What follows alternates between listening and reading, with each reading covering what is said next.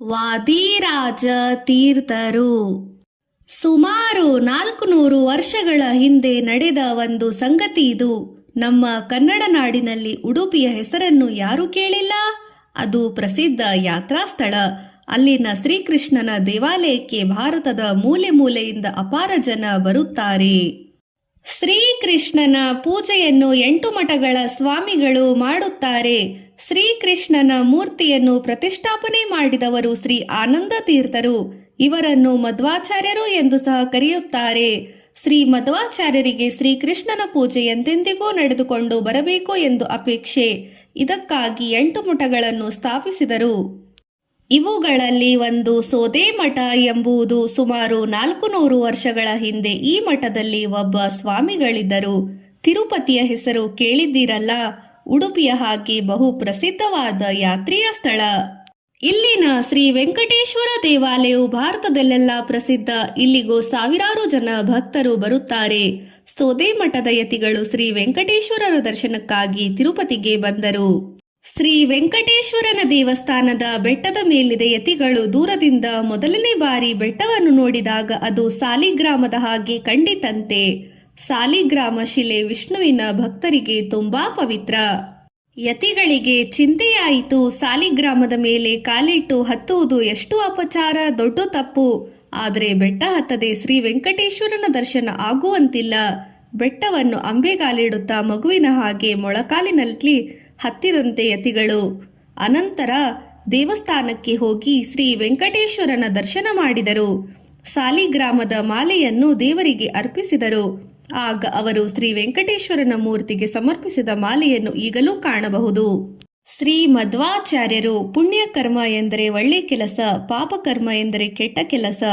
ನಾವು ಒಳ್ಳೆ ಕೆಲಸ ಮಾಡಿದರೆ ಫಲ ಒಳ್ಳೆಯದು, ಕೆಟ್ಟ ಕೆಲಸ ಮಾಡಿದರೆ ಫಲ ಕೆಟ್ಟದು. ಹಾಗಾದರೆ ಒಳ್ಳೆಯದು ಎಂದರೇನು? ನಾವು ಎಲ್ಲಿ ಬದುಕಬೇಕಾದ ರೀತಿ ಹೇಗೆ ಎಂಬ ಪ್ರಶ್ನೆಗಳು ಏಳುತ್ತದೆ. ಆದರೆ ಈ ಪ್ರಶ್ನೆಗಳಿಗೆ ಉತ್ತರ ಮಾತ್ರ ಎಷ್ಟು ಸುಲಭವಲ್ಲ. ಅದಕ್ಕೆ ಉತ್ತರ ಕೊಡಲು ಬಹುಮಂದಿ ಬುದ್ಧಿವಂತರು ಬಹುಕಾಲದಿಂದ ಪ್ರಯತ್ನ ಮಾಡಿದ್ದಾರೆ.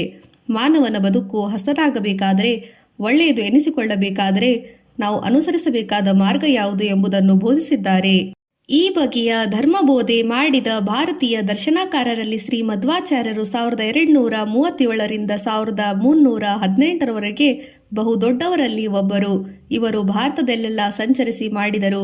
ಭಗವಂತನಲ್ಲಿ ಭಕ್ತಿ ಇಡಿ, ಒಳ್ಳೆಯವರಾಗಿ ಬಾಳಿ ಎಂದು ಉಪದೇಶ ಮಾಡಿದರು. ಸೋದೆ ಮಠವೆಂಬುದು ಶ್ರೀ ಮಧ್ವಾಚಾರ್ಯರಿಂದ 18ನೇ ತಲೆಮಾರಿನವರ ಶ್ರೀ ವಾದಿರಾಜ ತೀರ್ಥ ಶ್ರೀ ಪಾದಂಗಳವರೆಗೆ ಕಾಲದಲ್ಲಿ ಅವರಿಂದ ಆ ಹೆಸರು ಪಡೆಯಿತು. ಸೋದೆ ಮಠ ವಾದಿರಾಜರ ಮಠ ಎಂದು ಹೇಳುತ್ತಾರೆ. ವಾದಿರಾಜರು 8 ಮಠಗಳಲ್ಲಿ ಒಂದು ಮಠದ ಯತಿಶ್ರೇಷ್ಠರು. ಆದರೂ ಕಾರಣಾಂತರದಿಂದ ಉತ್ತರ ಕನ್ನಡ ಜಿಲ್ಲೆಯ ಸಿರಸಿಯ ಬಳಿ ಇರುವ ಸೋದೆಯಲ್ಲಿ ಬಹುಕಾಲ ನೆಲೆಸಿದರು. ಅವರ ಅವತಾರ ಅಲ್ಲೇ ಪೂರ್ಣವಾಗಿ ಅವರ ವೃಂದಾವನ ಅಲ್ಲೇ ಸ್ಥಾಪಿತವಾಯಿತು. ಆದ್ದರಿಂದ ಅವರಿಗೆ ಸೋದೆ ವಾದಿರಾಜರು ಎಂದು ಹೆಸರಾಯಿತು. ಅವರ ಮಠಕ್ಕೆ ಸೋದೆ ಮಠ ಎಂದು ಹೆಸರಾಯಿತು. ಇವರಿಗಿಂತ ಮುಂಚೆ ಈ ಮಠಕ್ಕೆ ಕುಂಬಾಸಿ ಮಠ ಎಂದು ಹೆಸರಿತ್ತು.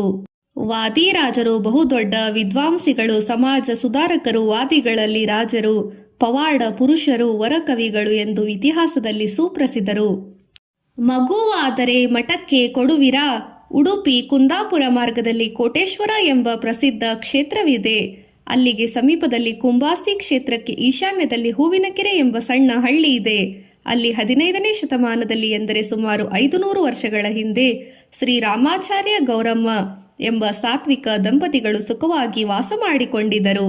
ಅವರ ವಾಸ ಹೂವಿನಕೆರೆಯಲ್ಲಿ ಸೇರಿದ ತಮ್ಮ ಸ್ವಂತ ಜಮೀನಿನಲ್ಲಿ ಮಧ್ಯೆ ಒಂದು ಕುಟೀರದಲ್ಲಿ. ಹಣ, ದೊಡ್ಡ ಸ್ಥಾನ, ಈ ಬಗೆಯ ಯಾವ ಆಸೆಯೂ ಅವರಿಗೆ ಇರಲಿಲ್ಲ. ದೇವರು ಕೊಟ್ಟುದರಲ್ಲೇ ಅವರಿಗೆ ತೃಪ್ತಿ. ಆದರೆ ಅವರ ಮನಸ್ಸಿಗೆ ಮಾತ್ರ ಸಮಾಧಾನವಿರಲಿಲ್ಲ. ಇದಕ್ಕೆ ಕಾರಣ ಅವರಿಗೆ ಮಕ್ಕಳಿರಲಿಲ್ಲ.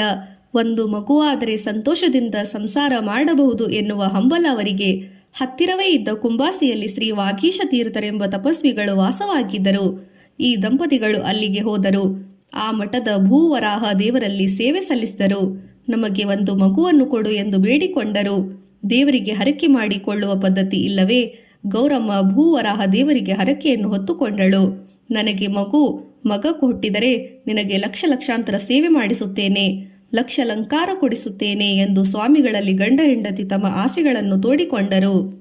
ಶ್ರೀ ವಾಗೀಶ ತೀರ್ಥರು ನಿಮಗೆ ಗಂಡು ಮಗುವಾದರೆ ಅದನ್ನು ಮಠಕ್ಕೆ ಕೊಡುವಿರಾ ಎಂದು ಕೇಳಿದರು. ಈ ಪ್ರಶ್ನೆಯನ್ನು ಕೇಳಿ ಗಂಡ ಹೆಂಡತಿಗೆ ಅಷ್ಟೇನು ಸಂತೋಷವಾಗಲಿಲ್ಲ. ತಮಗೆ ಮಗು ಬೇಕು ಎಂದು ಬೇಡಿಕೊಳ್ಳುತ್ತಿರುವುದು ಮಗುವನ್ನು ಬೇರೆಯವರಿಗೆ ಕೊಡುವುದಕ್ಕೆ. ಆದರೆ ಸ್ವಾಮಿಗಳು ಕೇಳುತ್ತಿದ್ದಾರೆ. ಗಂಡ ಹೆಂಡತಿ ಉತ್ತರ ಕೊಡಲು ತೋರದೆ ಸುಮ್ಮನೆ ನಿಂತರು. ಸ್ವಾಮಿಗಳು ಯೋಚಿಸಿ ಮತ್ತೆ ಹೇಳಿದರು, ಮಗು ಮನೆಯಲ್ಲಿ ಹುಟ್ಟಿದರೆ ನಿಮಗೆ, ಹೊರಗೆ ಹುಟ್ಟಿದರೆ ನಮ್ಮ ಮಠಕ್ಕೆ ಏನು ಹೇಳುತ್ತೀರಿ? ಸ್ವಾಮಿಗಳು ಕೇಳಿದರೆ ಇಲ್ಲ ಎನ್ನುವುದು ಹೇಗೆ ಎಂದು ದಂಪತಿಗಳು ಯೋಚಿಸುತ್ತಿದ್ದರು. ಈ ಮಾತನ್ನು ಕೇಳಿ ಗೌರಮ್ಮ ಮನಸ್ಸು ಸ್ವಲ್ಪ ಸಮಾಧಾನ ಪಟ್ಟಿತು. ಮಗು ಮನೆಯ ಹೊರಗೆ ಹುಟ್ಟುವ ಸಂಭವವೇ ಇಲ್ಲ. ಆದ್ದರಿಂದ ಸ್ವಾಮಿಗಳ ಮಾತನ್ನು ಒಪ್ಪಿದರು, ಮಗು ನಮಗೆ. ಸ್ವಾಮಿಗಳಿಗೂ ನಾವು ಅವರ ಮಾತನ್ನು ಒಪ್ಪಿದರು, ಮಗು ನಮಗೆ. ಸ್ವಾಮಿಗಳಿಗೂ ನಾವು ಅವರ ಮಾತು ಕೇಳಲಿಲ್ಲ ಎಂಬ ಬೇಸರವಿಲ್ಲ ಎಂಬುದು ಆ ಸಮಾಧಾನಕ್ಕೆ ಕಾರಣ. ಆಗಬಹುದು ಎಂದು ಹೇಳಿ ನಮಸ್ಕಾರ ಮಾಡಿ ಹಿಂದಕ್ಕೆ ಬಂದರು. ಇದಾದ ಕೆಲ ಕಾಲದ ತರುವಾಯ ಗೌರಮ್ಮ ಗರ್ಭಿಣಿಯಾದಳು. ರಾಮಾಚಾರ್ಯರು ಅವರ ಹೆಂಡತಿ ಯೋಚನೆ ಮಾಡಿದರು, ಗಂಡು ಕೂಸು ಹುಟ್ಟಿದರೆ ಅದನ್ನು ಮಠಕ್ಕೆ ಒಪ್ಪಿಸುವುದು ಹೇಗೆ? ಆದ್ದರಿಂದ ಮಗು ಯಾವ ಕಾರಣಕ್ಕೂ ಮನೆ ಹೊರಗೆ ಹುಟ್ಟಬಾರದು ಎಂದು ತೀರ್ಮಾನಿಸಿದರು. ಗೌರಮ್ಮ ಸದಾ ಜಾಗೃತಳಾಗಿದ್ದಳು. ಮನೆಯಲ್ಲೇ ಇರುವುದಾಗಿ ತೀರ್ಮಾನಿಸಿದಳು. ಮನುಷ್ಯ ತಾನೊಬ್ಬ ನೆನೆದರೆ ದೈವ ತಾನೊಂದು ಬಗೆಯುವುದು ಎನ್ನುತ್ತಾರೆ. ನಾವು ಎಷ್ಟು ಎಚ್ಚರಿಕೆಯಿಂದ ಒಂದು ಪ್ರಯತ್ನ ಮಾಡಿ ಖಂಡಿತ ಹೀಗೆ ಆಗುತ್ತದೆ ಎಂದು ಲೆಕ್ಕ ಹೇಳುತ್ತದೆ. ಅದು ತಪ್ಪಿ ಹೋಗುತ್ತದೆ ಎಂಬುದು ಬಹುವೇಳೆ ನಮ್ಮ ಅನುಭವಕ್ಕೆ ಬರುವುದಿಲ್ಲ. ರಾಮಾನುಜಾಚಾರ್ಯರು ದಂಪತಿಗಳಿಗೂ ಅದು ಚೆನ್ನಾಗಿ ಅನುಭವಕ್ಕೆ ಬಂದಿತು. ಗೌರಿ ಗದ್ದೆ. ಗೌರಮ್ಮನಿಗೆ ಪ್ರಸವ ಕಾಲ ಹತ್ತಿರ ಬಂದಂತೆ ಮನಸ್ಸು ಜಾಗೃತವಾಗಿ ಕಳವಳವೂ ಆಗುತ್ತಿತ್ತು. ಶಾಲಿವಾಹನ ಶಕ 1402 ಶಾರ್ವರಿ ಸಂವತ್ಸರ ಕ್ರಿಸ್ತಶಕ 1480 ಮಾಘ ಮಾಸ ದ್ವಾದಶಿಯ ದಿನ. ಅಂದು ಸಾಧನಾ ದ್ವಾದಶಿ ಎಂದರೆ ಬೇಗನೆ ಎಲ್ಲರ ಊಟ ಆಗಬೇಕು. ರಾಮಾನುಜಾಚಾರ್ಯರಿಗೆ ಮನೆಯಲ್ಲಿ ಬೆಳಗಿನ ಜಾವದಲ್ಲಿ ಎದ್ದು ಅಡುಗೆ ಪೂಜೆ ಕಾರ್ಯಗಳಲ್ಲಿ ನಿರತರಾದ ರಾಮಾಚಾರ್ಯರು ಇನ್ನೂ ಪೂರ್ತಿ ಬೆಳಕಾಗಿಲ್ಲ. ಎಲ್ಲರೂ ಭೋಜನಕ್ಕೆ ಕುಳಿತರು. ಆ ಸಮಯದಲ್ಲಿ ಒಂದೆರಡು ದನಗಳು ಗದ್ದೆ ಒಳಕ್ಕೆ ಬಂದವು. ಸೊಂಪಾಗಿ ಬೆಳೆದು ನಿಂತಿದ್ದ ಹಚ್ಚ ಹಸಿರು ಪಚ್ಚೆ ಪೈರುಗಳು ಮೇಯಲು ಪ್ರಾರಂಭಿಸಿದವು. ಇದನ್ನು ಮನೆಯೊಳಗಿನಿಂದ ಗೌರಮ್ಮ ಕಂಡಳು.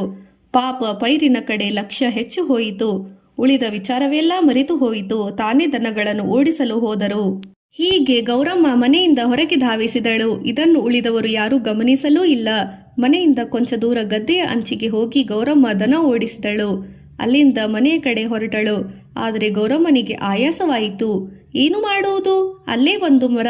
ಸ್ವಲ್ಪ ಆಯಾಸ ಕಡಿಮೆ ಆದ ಮೇಲೆ ಎದ್ದು ಹೋಗುತ್ತೇನೆ ಎಂದುಕೊಂಡಳು. ಮರದ ಕೆಳಗೆ ಕುಳಿತಳು. ಸೂರ್ಯೋದಯವಾಗುತ್ತಾ ಸುಮುಹೂರ್ತದಲ್ಲಿ ಮನೆಯಲ್ಲಿ ಯಾರಿಗೂ ತಿಳಿಯದೆ ಗದ್ದೆ ಬಯಲು ಮರದ ಕೆಳಗೆ ಮನೆಯ ಹೊರಗಡೆ ಮಗು ಹುಟ್ಟಿಬಿಟ್ಟಿತು. ಮಗು ಮುದ್ದಾಗಿತ್ತು. ಆಶ್ಚರ್ಯವಾಗುತ್ತಾ ಕಳೆ ಮುಖದಲ್ಲಿ ಶ್ರೀ ವಾಗೀಶ ತೀರ್ಥರಿಗೆ ಮಾತು ಕೊಟ್ಟು ಆಗಿ ಹೋಗಿತು. ಮಗು ಮನೆ ಹೊರಗೆ ಹುಟ್ಟಿದರೆ ಅದನ್ನು ಮಠಕ್ಕೆ ಒಪ್ಪಿಸುತ್ತೇವೆ ಎಂದು ಗಂಡ ಹೆಂಡತಿ ಮಗುವನ್ನು ಸ್ವಾಮಿಗಳಿಗೆ ಒಪ್ಪಿಸಿದರು. ವಾಗೀಶರು ಮಗುವಿಗೆ ತಾವು ಪೂಜಿಸುತ್ತಿದ್ದ ವರಾಹಸ್ವಾಮಿಯ ಹೆಸರನ್ನೇ ಇಟ್ಟರು. ಭೂವರಾಹ ಹುಟ್ಟಿದ ಈ ಗದ್ದೆಗೆ ಈಗಲೂ ಗೌರಿ ಗದ್ದೆ ಎಂದು ಹೆಸರಿದೆ. ಇಲ್ಲಿ ಬೆಳೆದ ಅಕ್ಕಿಯನ್ನೇ ಈಗಲೂ ಶ್ರೀ ವಾದಿರಾಜ ಆರಾಧನೆ ಎಂದು ನಿವೇದನೆ ಮಾಡಲು ಪದ್ಧತಿ ಇದೆ. ಈ ಗದ್ದೆಯಲ್ಲಿ ಅವರು ಹುಟ್ಟಿದ ಸ್ಥಳದಲ್ಲಿ ಈಗ ವಾದಿರಾಜರ ಗುಡಿಯೂ ಇದೆ.